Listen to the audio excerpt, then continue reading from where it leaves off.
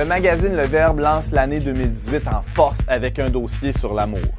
Pas tant lié à l'approche de la Saint-Valentin qu'à l'ambiance médiatique actuelle où surabondent les allégations d'inconduite sexuelle, ce numéro d'hiver arrive pile poil. Entre, d'un côté, l'apologie du libertinage et de l'autre, la promotion d'une espèce de moralisme étouffant, on peut se demander est-ce qu'il n'y aurait pas une troisième voie possible? Alors cet hiver, l'équipe du Verbe parle d'amour libre, mais attention, de l'amour vraiment libre.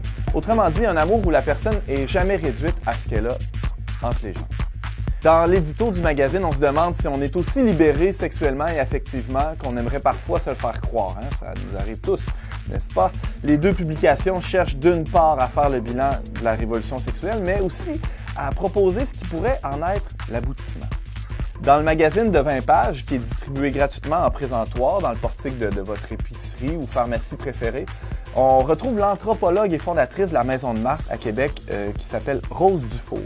Et cette dame affirme sans aucune ambiguïté que la révolution sexuelle, c'est-à-dire celle qui permettra à chaque personne d'être le sujet de sa sexualité, donc la révolution sexuelle n'a pas vraiment eu lieu selon elle. Et en fait, elle resterait à faire.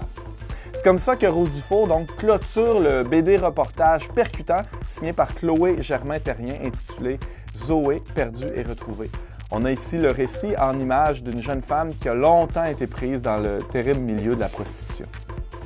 Alors toujours dans le petit magazine de 20 pages, il y a deux brillants essais qui encadrent cette bande dessinée.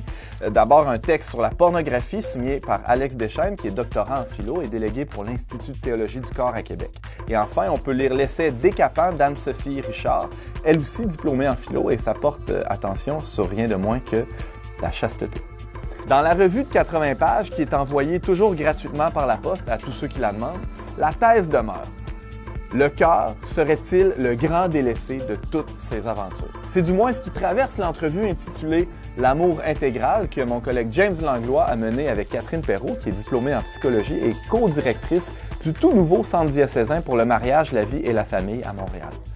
Plus loin dans la revue, d'autres témoignages prenants viennent confirmer un peu les propos de Mme Perrault. Pensons à celui d'Élise, qui a fait vœu de virginité l'automne dernier à l'église Saint-Thomas d'Aquin, ou encore au témoignage de Caroline Cloutier, qui s'est réconciliée avec son mari après plusieurs années d'infidélité.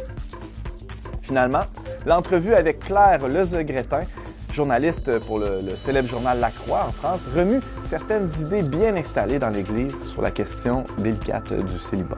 Donc, avis aux intéressés, le contenu de nos deux publications sera également diffusé sur notre blog à le-verbe.com au cours des prochaines semaines et aussi à l'émission radiophonique On n'est pas du monde, qui est produite par notre équipe, l'équipe du Verbe, et qui est diffusée par Radio Galilée à Québec et sur les ondes de Radio VM à Montréal. Bonne lecture à tous!